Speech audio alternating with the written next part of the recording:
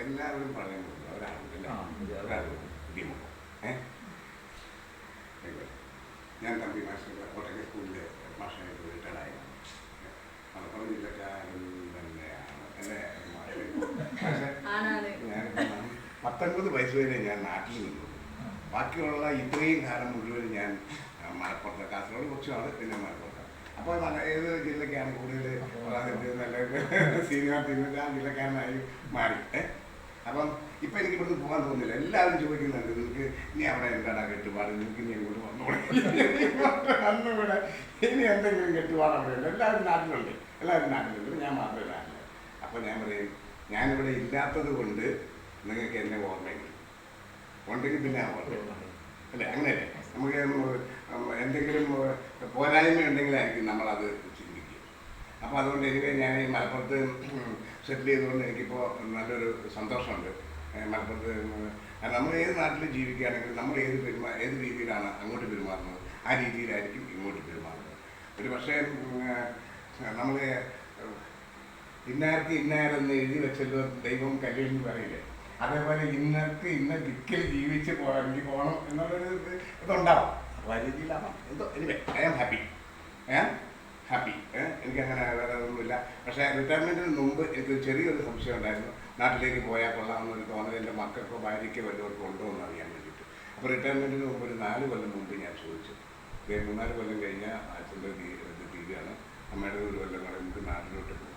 അപ്പം 3 പേരും ഏകകണ്ഠേന അല്ലെ ഐക്യകണ്ഠേന, നമ്മളെങ്ങനെ പറയാത്, ഐക്യകണ്ഠേന തീരുമാനിച്ച് പോകണ്ട.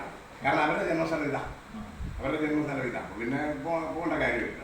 അപ്പോൾ ഈ മലപ്പുറം ജില്ലയിൽ വന്നതിൽ ഞാൻ ആദ്യമായിട്ട് അതിനൊരു കുറച്ചവരോട് നന്ദി പറയുകയാണ്. ഇവിടെ പിടിച്ച് നിൽക്കാൻ എനിക്ക് തോന്നിയത്, എല്ലാം ഇവിടെ പിടിച്ച് നിൽക്കാനൊന്ന് തോന്നി ആ ഒരു മനസ്സ്, അത് വേണ്ടേ നമുക്ക് എല്ലാവരും ഒരു മനസ്സ് വരും. അപ്പോൾ ആ ഒരു അപ്പോൾ അങ്ങനെ യാദൃശ്ചികമായിട്ട് ആണ് ഞാൻ RCMൽ നമ്മൾ ചേർന്നത്. എന്നെ ചേർപ്പിച്ച ആളിപ്പോൾ ജീവനോടെ ഉണ്ട്, പക്ഷെ RCMൽ ജീവനോടെ ഇല്ല. ഓരോ വഴിക്ക് പോകാൻ ഏതായാലും അദ്ദേഹം തന്ന ആ ഒരു ഊർജം അത് ഞാനിങ്ങനെ പൊലിപ്പിച്ചെടുത്ത് ഇങ്ങനെ കൊണ്ടുവരുന്നു. അപ്പം നമ്മൾ RCMലേക്ക് പ്രൊഡക്റ്റ് നമ്മൾ പല ഉദ്ദേശത്തോടു കൂടിയായിരിക്കും നമ്മൾ RCMൽ അല്ലേ, പല ഉദ്ദേശത്തോടു കൂടിയായിരിക്കും. ചിലർക്ക് പ്രൊഡക്റ്റിനെ ഒന്ന് പരിചയപ്പെടാനും, ചിലർക്ക് ആരോഗ്യം കിട്ടാനും, ചിലർക്ക് കാശുണ്ടാക്കാനും, ചിലർക്ക് അങ്ങനെ. അതുപോലെ തന്നെ ഒന്ന് വീട്ടിൽ പോയി ഇപ്പോൾ റിട്ടയർമെൻ്റ് ആയപ്പോൾ ഞങ്ങളെ സംബന്ധിച്ചിടത്തോളം വീട്ടിലിരുന്ന് സുഖിച്ചിരുന്ന് കഞ്ഞിയും പയറും കഴിച്ച് ജീവിക്കേണ്ട ആളുകളാണ്, മനസ്സിലായോ? പക്ഷേ ആ കഞ്ഞിയും പയറും കഴിച്ച് 10 ദിവസം ഇരുന്ന് കഴിഞ്ഞാൽ അടപ്പങ്ങോട്ട് വീഴും, അടപ്പങ്ങോട്ട് വീഴും. അപ്പോൾ അതുകൊണ്ട് ഈ എനർജറ്റിക് ആയിട്ട് ഇങ്ങനെ വന്നിട്ട് നിങ്ങളുടെ ഇടയിലൊക്കെ ഇങ്ങനെ കഴിഞ്ഞു കൂടി പോകാനുള്ള ഒരു അവസരം തന്നതിന് ദൈവത്തിന് നന്ദി പറയുകയാണ്. അപ്പോൾ ഈ രീതിയിൽ അങ്ങനെ കുറച്ച് കാലം കൂടി ഒരു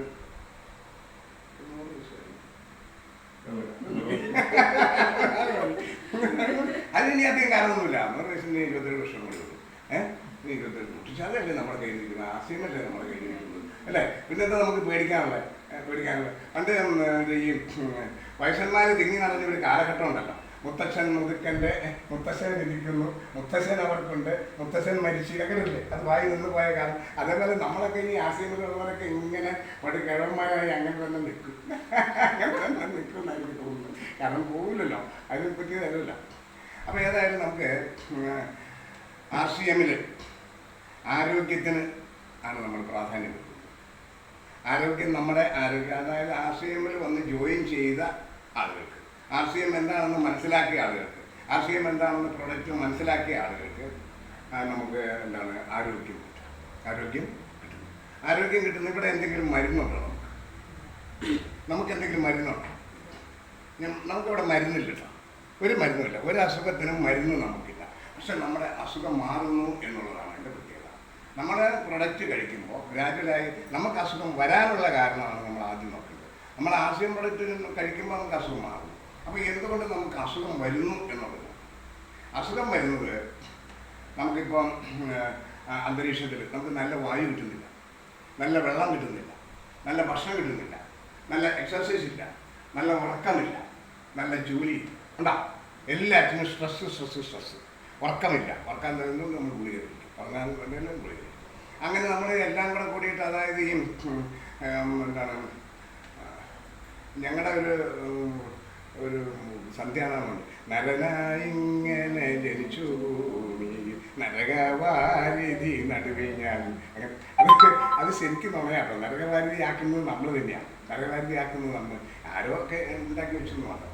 അപ്പോൾ ആ രീതിയിൽ നമ്മൾ നല്ല നരകത്തില്ല, നമ്മൾ നല്ലൊരു ഗോഡ്സ് ഓൺ കൺട്രിയാണ്, നമ്മൾ ഗോഡ്സ് ഓൺ കൺട്രിയാണ്. പ്രത്യേകിച്ച് ഇപ്പോൾ RCMലെ മെമ്പേഴ്സ് ഗോഡ്സ് ഓൺ കൺട്രിയിൽ തന്നെയാണ്, മനസ്സിലായോ? പക്ഷേ ഗോഡ്സ് ഓൺ കൺട്രിയിലാണെങ്കിലും നമ്മൾ എന്ത് ചെയ്യണം, അതിനനുസരിച്ച് പ്രവർത്തിക്കണം. ഓരോന്നിനും ടൈമുണ്ട്. അപ്പം നമ്മൾ ആരോഗ്യം സംരക്ഷിക്കാൻ വേണ്ടി, ആരോഗ്യം നഷ്ടപ്പെടുന്നതിന് കാരണം അനാരോഗ്യകരമായ സാഹചര്യവും പിന്നെ നമ്മുടെ ശീലങ്ങളും ഒക്കെ നമ്മൾ ചെയ്യും. അപ്പോൾ എന്ത് ചെയ്യണം, അതാദ്യം മാറ്റണം. അതായത് നമുക്ക് ജീവൻ നിലനിർത്താൻ പറ്റുന്ന ഗ്രഹങ്ങൾ അധികമൊന്നുമില്ല, ഉണ്ടാ അധികമൊന്നും. ഇപ്പം പലയിടത്തും ജീവൻ ഉണ്ടോ എന്ന് അന്വേഷിച്ച് പോവുക, ഇവിടെ ഭൂമിയിലാണ്. അപ്പോൾ ഭൂമി അതിനുള്ള സാഹചര്യങ്ങളുണ്ട്. ആ സാഹചര്യത്തിലെ തകിടം മറിച്ചതിൻ്റെയാണ് നമ്മൾ അവിടെ കണ്ടത്, മനസ്സിലായോ? നമ്മൾ ജീവിതത്തിൽ നമ്മുടെ സാഹചര്യങ്ങൾ തകിടം മറിച്ച് നമുക്ക് സൗകര്യത്തിനനുസരിച്ച് മാറ്റിയതിൻ്റെയാണ് നമ്മൾ അവിടെ കണ്ടത്. അതേപോലെ നമ്മുടെ ഭക്ഷണ രീതികൾ നമ്മൾ മാറ്റുമ്പോൾ, നമ്മുടെ മുഖത്ത് കണ്ണാടിയിൽ നോക്കിയിട്ടൊന്ന് പല്ലിടിച്ച് നോക്കിയാൽ അറിയാം, നമ്മുടെ പല്ലുകളൊക്കെ ഒരേ മാതിരിയാണ്. മാംസഭുക്കുകളായ ജീവികളുടെ പല്ല്, 2 പല്ലിനെ ഓർത്തിരിക്കുന്നത് അല്ലേ? അവരെ മാംസഭുക്കായിട്ടാണ് ജനിപ്പിച്ചിരിക്കുന്നത്, മനസ്സിലായോ? അവരുടെ ജീവിതശൈലി അതാണ്. നമ്മുടെ ജീവിതശൈലി അതല്ല. നമ്മുടെ ജീവിതശൈലി പിന്നെ നമ്മൾ തിന്ന് ഇങ്ങനെ ആയി പോകുന്നതാണ് നമ്മുടെ ജീവിതശൈലിയല്ല. നമ്മൾ എന്ത് ചെയ്യും, കിട്ടുന്നത് തിന്നും, വെറുതെ കിട്ടുന്നത് തിന്നും, പിന്നെ വില കുറഞ്ഞത് തിന്നും. അങ്ങനെ തിന്ന് നമ്മളിങ്ങനെയാണ്. നമ്മളൊന്നും ഭക്ഷണമൊന്നും ആസ്വദിച്ച് കഴിക്കുന്നില്ല. നമുക്ക് ടേസ്റ്റ് എന്ന് പറഞ്ഞാൽ ഈ നാവിൻ്റെ ഒരു ടേസ്റ്റ്, പക്ഷേ ചങ്കുവെട്ടി വരാൻ കാരണം ഈ ചങ്കുവെട്ടി എന്ന് പറഞ്ഞ സ്ഥലം കഴിഞ്ഞാൽ പിന്നെ നമുക്ക് അതിനെക്കുറിച്ചൊന്നും അറിയാനില്ല. അവിടെ എന്ത് കഴിച്ചാലും ഒരു പ്രയോജനമില്ല, അങ്ങനെ നമുക്കറിയാം. പിന്നെയൊക്കെ ആന്തരിക അവയവങ്ങളാണ് ഏറ്റെടുക്കുന്നത്. പിന്നെ അവരുടെ, അതായത് നമ്മളൊരു ഉപഗ്രഹം അങ്ങോട്ട് വിക്ഷേപിച്ച് കഴിഞ്ഞാൽ പിന്നെ നമുക്ക് പണിയൊന്നുമില്ല അവിടെ തന്നെ. അപ്പോൾ അതേപോലെ നമ്മൾ എന്ത് ചെയ്യണം, നല്ല ഫുഡ് കഴിക്കുമ്പോൾ ആരോഗ്യം നമ്മൾ ശരിയായി വരുമ്പോൾ, അതായത് നമ്മുടെ എക്സർസൈസ്, നമ്മുടെ നല്ല ഉറക്കം, നമ്മുടെ കുളി, എന്താണ് ഊണ് ഉറക്കം കുളി, ഇതാണ് ബേസ്മെൻറ്റ് പണ്ട്. ഇപ്പം അങ്ങനെയല്ല. ഇപ്പം നമ്മുടെ ജോലി കാര്യങ്ങൾ എല്ലാം കൂടെ കൂടിയിട്ട് എല്ലാം ഒരു റിലാക്സ്ഡ് ആയിട്ട് ഒന്നിനെക്കുറിച്ച് ഒരു ടെൻഷൻ ഇല്ലാതെ അങ്ങോട്ട് മുമ്പോട്ട് പോയി കഴിഞ്ഞാൽ തന്നെ നമുക്ക്. അപ്പോൾ RCMൽ വന്നവരൊന്നും മാത്രമല്ല, അപ്പം നമ്മളോട് സംസാരിക്കുന്ന, അല്ലെങ്കിൽ നമുക്ക് ആരോടെങ്കിലും എന്തെങ്കിലും ചോദിച്ചു കഴിഞ്ഞാൽ എങ്ങനെ പോകുന്നു, എങ്ങനെ പോകുന്നു, അങ്ങ് പോകുന്നു. അങ്ങനെ ഒരാളുടെ വായിൽ നിന്നും RCMലെ പ്രൊഡക്റ്റ് ഉപയോഗിക്കുന്ന, അല്ലെങ്കിൽ RCMലെ മെമ്പേഴ്സിൻ്റെ ഒരാളുടെ വായിൽ നിന്നും അങ്ങനെ വരുന്നു. പിന്നെ എങ്ങനെയാണ് പറയണ്ടേ, ഉഷാറായി പോകും അല്ലേ? ശരിയല്ലേ? അതായത് അങ്ങനെയാണ് പോകുന്നൊന്നുമില്ല. അങ്ങനെയാണ് പോയി നമുക്കിപ്പോൾ എന്താണ്, ഒരുപാട് വാക്കുകൾ നമ്മളിങ്ങനെ ഓരോന്ന് ചെയ്ത് വായിയാണ് ഓരോന്ന്. അപ്പോൾ നമുക്ക് കൃത്യമായിട്ട് ഭക്ഷണത്തിന് സമയമില്ല, എക്സർസൈസിന് സമയമില്ല, ഒന്നിനും സമയമില്ലാതെ നമ്മളിങ്ങനെ വായിയാണ്. നമ്മൾ എവിടേക്കാണ് പായുന്നത്? ഒന്നുകിൽ ഞങ്ങളൊക്കെ ആണെങ്കിൽ ചില്ലയിലേക്ക്, നിങ്ങളൊക്കെ ആണെങ്കിൽ വെട്ടിയിലേക്ക്, അല്ലേ? ശരിയല്ലേ? ഈ പാച്ചിലിനിടയ്ക്ക് നമ്മളൊരു 5 മിനിറ്റ് നിന്നൊന്ന് ശ്രദ്ധിച്ചാൽ മതി, നമ്മൾ എവിടേക്കാണ് പോകുന്നത്, നമ്മൾ എന്തിനാണ് ഈ പാടുപെടുന്നത്. കുറേ സമ്പാദിച്ച് കൂട്ടിയിട്ട് അവസാനമാക്കി ഇവിടെ മറ്റേ ഹോസ്പിറ്റലിൽ വെള്ളപ്രാവുകളുടെ ചുറ്റും നമ്മൾ നിന്ന് കഴിഞ്ഞു കഴിഞ്ഞാൽ അപ്പോൾ നമുക്ക് നമ്മുടെ ബന്ധുക്കളെ കാണാൻ പറ്റില്ല, മനസ്സിലായല്ലോ? നമ്മൾ ഇഷ്ടമാതിരി സ്വത്ത് ഉണ്ടാക്കിയിട്ടുണ്ട്, ആ സ്വത്തൊന്നും നമ്മെ രക്ഷിക്കാൻ പറ്റില്ല. അതേസമയം ആ സ്വത്ത് സമ്പാദിക്കുന്നതിന് മുമ്പ് കുറച്ചൊന്ന്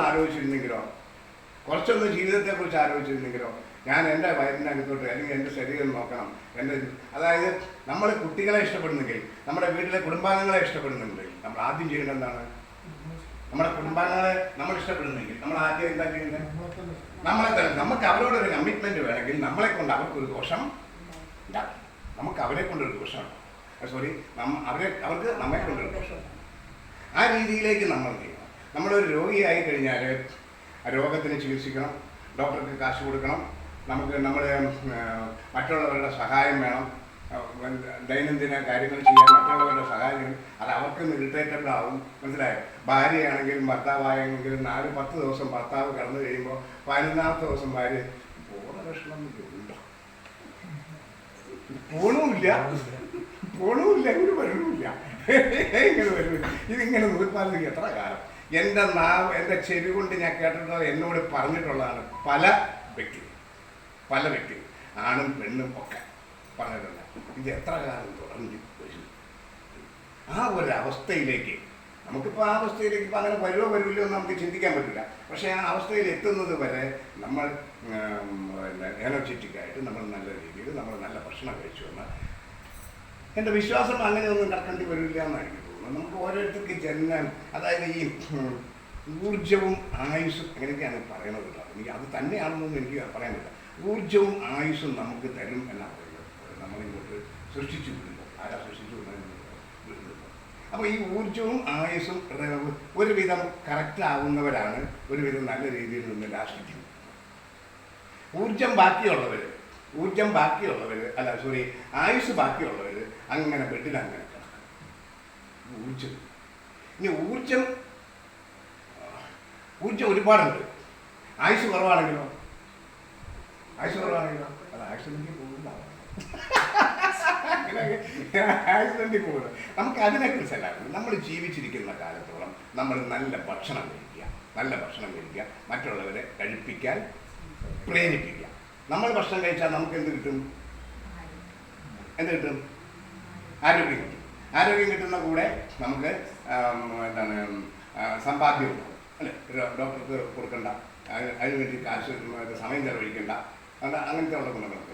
നമുക്ക് ആരോഗ്യം ഉണ്ടെങ്കിൽ നമുക്ക് നല്ല കാര്യമുണ്ട്, മറ്റുള്ളൊരു കാര്യങ്ങളും നോക്കണ്ട. ഡോക്ടർ നമ്മൾ എന്നും എവിടെ പോകണം എന്ന് തീരുമാനിക്കുന്ന ആ സമയത്ത് നമുക്ക് പോകാൻ പറ്റും. ആ സമയത്ത് ഒരു അസുഖം വന്നു കഴിഞ്ഞാൽ നമുക്ക് പോകാൻ പറ്റില്ല. നമ്മൾ പുറത്തുനിന്നുള്ള ജങ്ക് ഫുഡ് കുറയ്ക്കുക. പുറത്തുനിന്നുള്ള ഒരു ഭക്ഷണ സാധനങ്ങളും കഴിക്കരുത്. പുറത്തുനിന്നുള്ള ഒന്നും കഴിക്കാൻ പാടില്ല. കൊള്ളൂല. മനസ്സിലായോ? മറ്റേ ഏറാട്ടളമിൽ നിന്ന് ഒരാൾ ഒരു ബർഗർ കഴിച്ചു. അവന് വേറെ ഒന്നും കിട്ടാനുണ്ടായില്ല. ബർഗർ കഴിച്ചു. അവിടെ പോയി 3 ദിവസം ഹോസ്പിറ്റലിൽ അഡ്മിറ്റ് ചെയ്തു. അത് പ്രശ്നമില്ല. അവിടെ പോയി അഡ്മിറ്റ് ചെയ്ത കാശ് ഗവൺമെൻറ് കൊടുത്തു. ഇവിടെയാണെങ്കിലോ പണിപ്പാണ്. അപ്പോൾ നമ്മളെ തന്നെ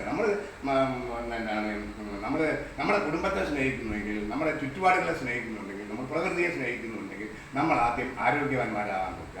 നമ്മൾ ആരോഗ്യവാന്മാരാകുക എന്ന് പറഞ്ഞാൽ നല്ല ഫുഡ് കഴിക്കുക, നല്ല ശീലങ്ങൾ മനസ്സാ വാച കർമ്മ, നല്ല ശീലങ്ങൾ മാത്രം ഉണ്ടാക്കുക.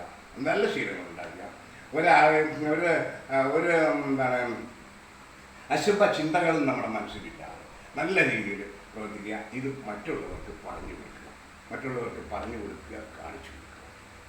നമ്മൾ ജീവിച്ച് കാണിച്ചു കൊടുക്കുക. നമുക്ക് അസുഖങ്ങളൊന്നുമില്ല, അത് നമുക്ക് ജീവിച്ച് കാണിച്ചു. അപ്പോൾ പതുക്കെ ആളുകൾ ഒരാളോട് പോയിട്ടും ഇതൊന്നും മേടിക്കുന്നത്, ചായപ്പൊടി ഇങ്ങനൊന്നും മേടിക്കുന്നുണ്ട്, സാമ്പിളെങ്കിലും മേടിക്കുക. അങ്ങനെ ഒരാളും കെഞ്ചരുത്. ബെഗ്ഗിങ് പാടില്ല. കാര്യങ്ങൾ പറഞ്ഞിട്ട് ഇതിനുമായിട്ട് നമ്മൾ ചായപ്പൊടി ഇതിന് പോകാൻ ഇല്ലെങ്കിൽ വേണ്ട, ഞാൻ എൻ്റെ പണി ഇവിടെ തീർന്നു എന്നുള്ളൊരു ചിന്ത അവർക്ക് വരുത്താം. നമുക്ക് അവിടെ പണി തീരുന്നില്ല, നമുക്ക് അവിടെ പണി തുടങ്ങിയാണ്. പക്ഷേ അയാളുടെ പണി കഴിച്ചു പോയി, ഇനി ഞാനാണ് ചിന്തിക്കേണ്ടത് എന്നുള്ളൊരു ചിന്ത അവരിൽ കൊടുത്തിട്ട് വേണം.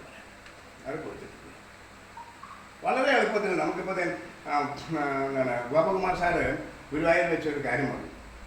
ഗോപകുമാർ സാർ ഗുരുവായൂർ ദർശനത്തിൽ 10,000-കണക്കിന് ആളുകൾ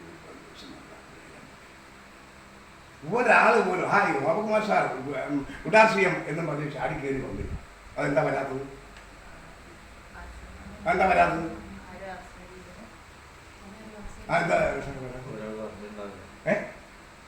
ഗോപകുമാർ സാറിനെ അറിയുന്നവരാരും ഉണ്ടാവില്ല, അവിടെ വന്നിട്ടുണ്ടാവില്ല. ഗോപകുമാർ സാറിനെ ആരാ അറിയുക?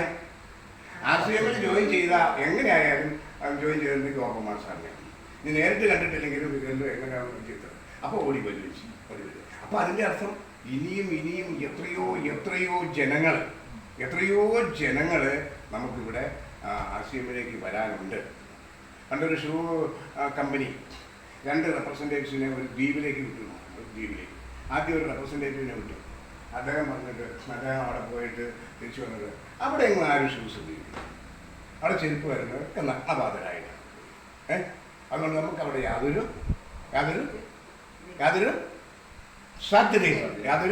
സാധ്യതയുമില്ല. അപ്പോൾ അടുത്ത ആളെ പറഞ്ഞു വിട്ട് കഴിഞ്ഞപ്പോഴത്തേക്കും അദ്ദേഹത്തിൻ്റെ റിപ്പോർട്ട് എന്തായിരുന്നു? ഇവിടെ ഇതുവരെയും ആരും ഷൂസ് ഉപയോഗിച്ച് തുടങ്ങിയിട്ടില്ല. നമുക്ക് സർവരെയും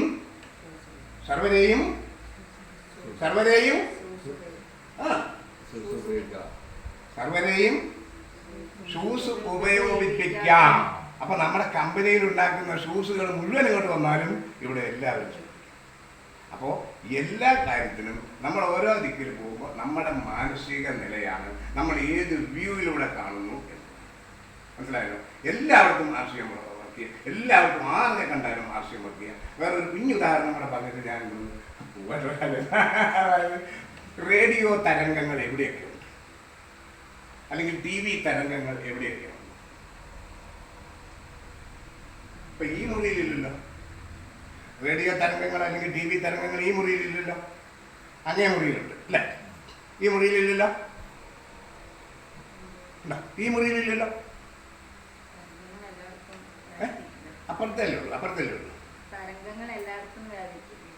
റേഡിയോ തരംഗങ്ങളാണെങ്കിലും TV തരംഗങ്ങളാണെങ്കിലും എല്ലാവർക്കും ഉണ്ട്. ഇത് ഈ തരംഗങ്ങൾ എല്ലാവർക്കും.